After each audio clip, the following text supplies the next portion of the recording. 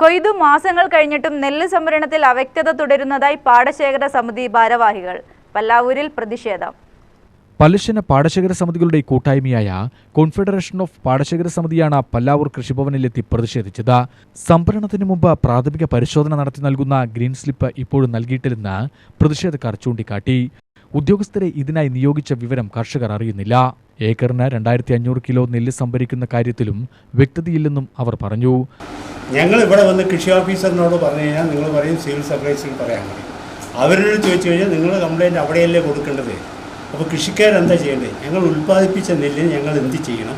പച്ചച്ചീട്ട് എപ്പോൾ എഴുതും? ഇപ്പോൾ മഴ പെയ്തു, ഇന്നലെ മിനിയാന്ന് മഴ വന്നിരിക്കുകയാണ്. പന്നിൻ്റെ ശല്യം കാവലെടുക്കണം. നിങ്ങൾ ഈ ഭാഗത്ത് കുളപ്പണ്ട ഇതിൽ പോയി കഴിഞ്ഞാൽ പന്നി കുത്തി കൃഷിക്കാർ രാവിലെ വൈകുന്നേരം കാവലെടുക്കേണ്ട ഒരു അവസ്ഥയ്ക്ക് നീങ്ങിയിരിക്കണം. അതിന് നിങ്ങളുടെ ഭാഗത്ത് നിന്നുണ്ടായിരിക്കും. ഒന്നിനും നിങ്ങളാരെങ്കിലും വന്ന് പച്ചച്ചീട്ട് എഴുതി ഞങ്ങൾ സഹായിക്കുക, എന്തെങ്കിലും ചെയ്യേണ്ടി വരും. കൃഷിഭവൻ്റെ ഭാഗത്ത് നിന്ന് ഈ നെല്ലെടുപ്പുമായി ബന്ധപ്പെട്ട് നിങ്ങൾ എന്തൊക്കെ ചെയ്തിട്ടുണ്ട്? അതായത് ഞങ്ങൾ പല പ്രാവശ്യം ഞങ്ങൾ പാടശേഖരത്തിൻ്റെ സെക്രട്ടറിമാരും ഞങ്ങളുടെ സംഘടനയൊക്കെ ആയിട്ട് നമ്മൾ പല പ്രാവശ്യം കലക്ടറെ പോയി കണ്ടു. ഒരു പ്രാവശ്യം കലക്ടറെ കണ്ടു.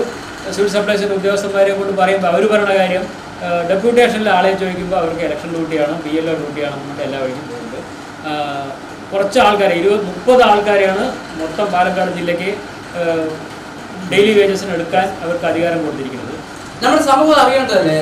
ഉദ്യോഗസ്ഥന്മാർക്ക് അതിൻ്റെ റോളില്ലേ? ഇവിടെ ഒരു കോർഡിനേഷൻ ആവശ്യമില്ലേ? നമ്മൾ അഗ്രി ഡിപ്പാർട്ട്മെൻറ്റ് മാത്രം മതിയോ? സിവിൽ സപ്ലൈസോട് ഒന്ന് കോർഡിനേറ്റ് ചെയ്യേണ്ടതല്ലേ? ലേബർ മിഷനോട് ചേരേണ്ടതല്ലേ? പ്രോസസ്സിംഗ് യൂണിറ്റുമായിട്ട് ലോജിസ്റ്റിക്കായിട്ട് നമ്മൾ ചേരേണ്ടതല്ലേ? എല്ലാവരും കൂടി ഒരു ഒത്തുവരുന്നില്ല ഈ കാര്യങ്ങൾ കൊണ്ടത്.